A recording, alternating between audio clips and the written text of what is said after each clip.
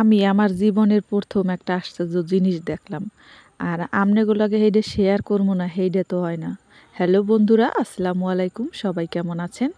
আমরাও আল্লাহর রহমতে ভালো আছি। তো এই হচ্ছে একটা বিশাল পুষ্কুনি, অনেক বড়।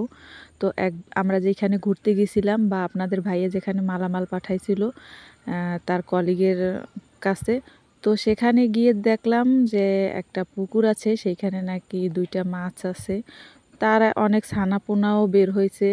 তো এই মাছ 2টা নাকি শাহজালাল মাজারের মাছ।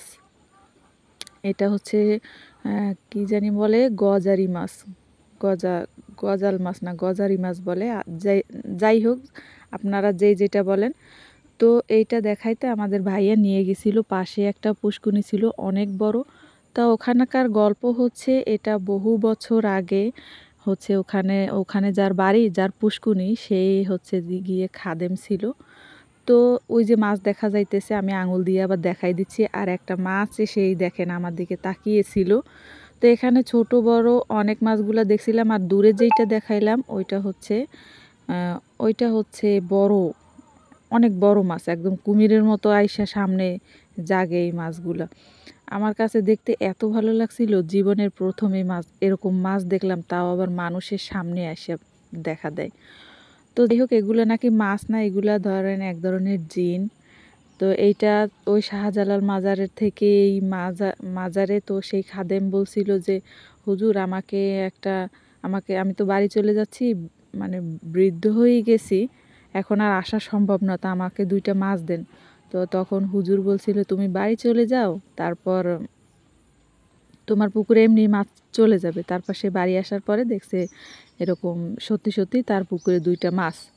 তো এই মাছ সবাই দেখতে পারে। এখানে রুটি, তারপর মুড়ি, এইগুলা দেওয়া হয় এই মাছের। এই দেখেন সবাই এইগুলাই দেয়। তো এই মাছগুলা হাত দিয়ে ধরাও যায় নাকি। তো আমরা পুকুরে নামিও নাই আর ধরিও নাই। এখানকার যারা আছে তারা পুষ্করিণীতে গোসলও করে। এই দেখেন হাঁসগুলো এরকম ঘুরে বেড়াচ্ছে। তারপর সবাই গোসলও করে। তো এখানে নাকি অনেকে মানতও করে। মানে এখানে দাঁড়িয়ে মানত করলেই হয়, কিছু দেওয়া লাগে না, এরকমের আর কি। তো দেখে আমি মাছগুলো অনেকক্ষণ ধরে দেখলাম। আমার কাছে খুবই ভালো লাগছে মাছগুলো দেখতেও, অনেক মনের একটা শান্তি।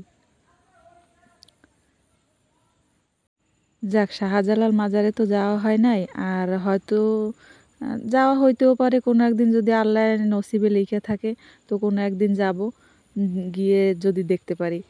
কিন্তু সেইখানে যাওয়ার আগে এইখানে দেখার মতো একটা শান্তি, এই মাছগুলা আর এই ঘটনাগুলো আমার কাছে খুবই ভালো লাগছে। তো সবাই ভালো থাকবেন, সুস্থ থাকবেন। আল্লাহ হাফিজ।